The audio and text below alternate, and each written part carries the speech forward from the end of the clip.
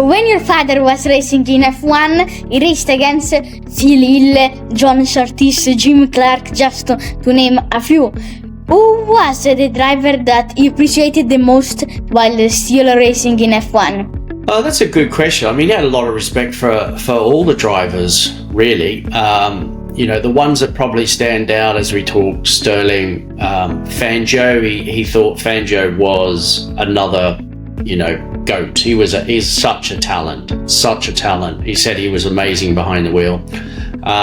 Jim Clark obviously said, he thought Jim was one of the most natural drivers out there, and loved racing against him and John Surtees and Graham Hill.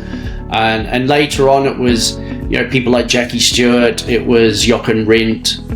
He had a very good relationship with Jochen Rindt. He was one of his drivers, and Jackie Ickx as well. And obviously at 1970, my dad retired. All that came down to the fact we lost Bruce at Goodwood in a test in a Can-Am car. Jochen obviously passed away at Monza in 1970, which he was racing against in the World Championship. Those two were pretty much the ones that could have won that championship that year. And I know that Bernie Ecclestone bought Brabham in 1971, when your father retired from Formula One, as you said, in 1970. And how was the relationship between Jack and Bernie? It was a good relationship. I never really saw them together. That was always, they were doing stuff away from sort of my world. But, Bernie always looked after him, always got him an F1 pass, always enjoyed Jack being around. And Dad was quite influential in Formula One, even after he retired, because he had such a special relationship with Honda. And in fact, the boss of Honda Racing at that time, who then became the boss of Honda Global, corporate Honda, was a guy called Mr. Komoto. And Mr. Komoto was a mechanic for my father back in 1966. So when my dad won the Formula One World Championship, he won 10 out of 12 Formula 2 races in a Brabham BT18 F2 car with a Honda engine. And my father and Ron were very influential in terms of helping Honda understand how to win in car racing. They knew how to do it in bikes, but they needed to learn how to do it in cars.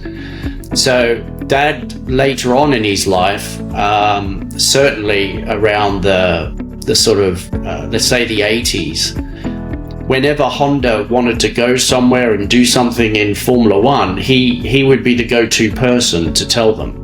And I can remember, we used to have a farm in Australia. I grew up on a farm in Australia. I didn't really know much about motorsport at the time. And I still remember phone calls in the middle of the night, because I was the only one that could hear the phone ringing. My mum and dad would be fast asleep. And it would be Frank Williams on the phone. And can I speak to Jack? And then, Dad ends up having a conversation with Frank, and then all of a sudden, next day, he's off to Japan to try and sort something out for Frank and Honda.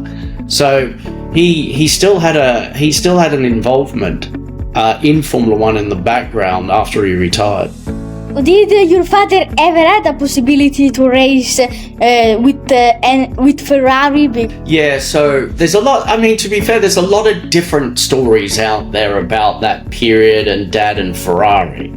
And the most common story, I guess, is that there was interest from Enzo to have Dad as part of the driver program there and be part of the team.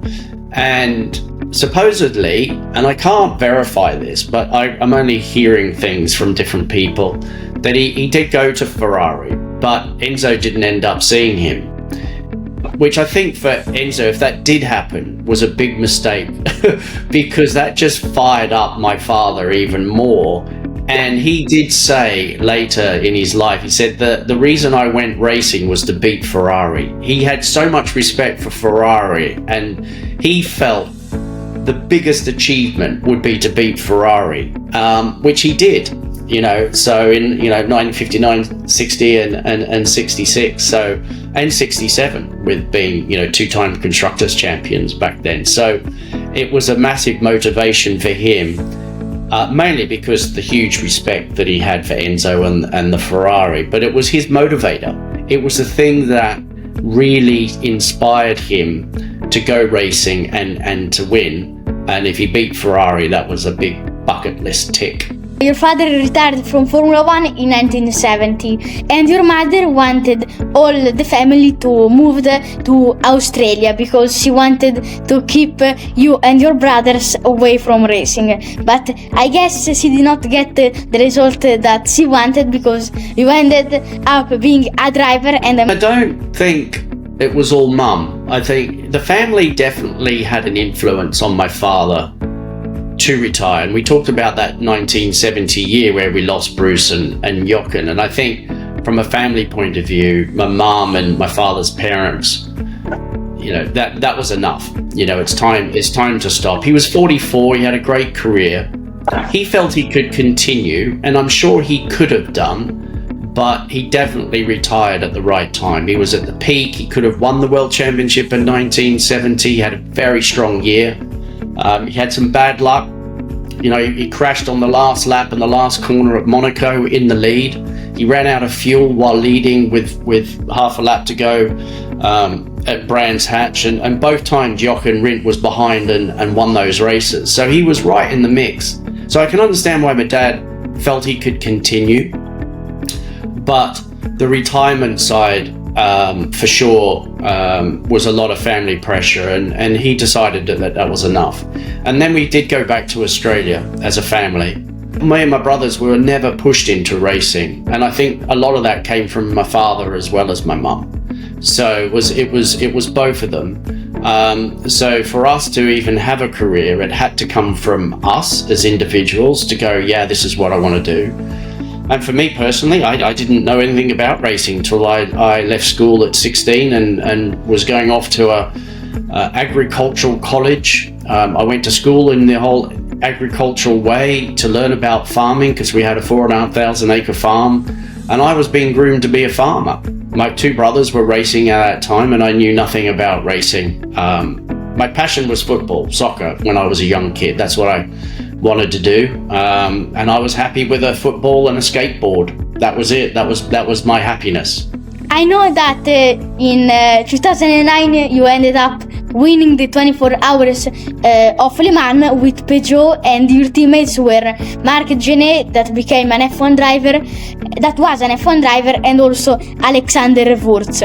Many young F1 fans know that Genet is the commentator for Sky Sport F1, but what are your memories of winning Le Mans with Genet and Alexander Wurz? Oh, fantastic memories, really. I mean, I've been fortunate enough to drive for a lot of teams and have a lot of teammates over the years. So, 35 years as a professional driver. Long, great career from that point of view, and a lot of success. And winning Le Mans with the three of us, we were, put it this way, we were the old guys. We were the number 3 car. We were not the main car. We were not the number 2 car at Peugeot. We were the number 3 car. So the focus on the team really was around car 1 and car 2, and car 3 was the backup. That was us.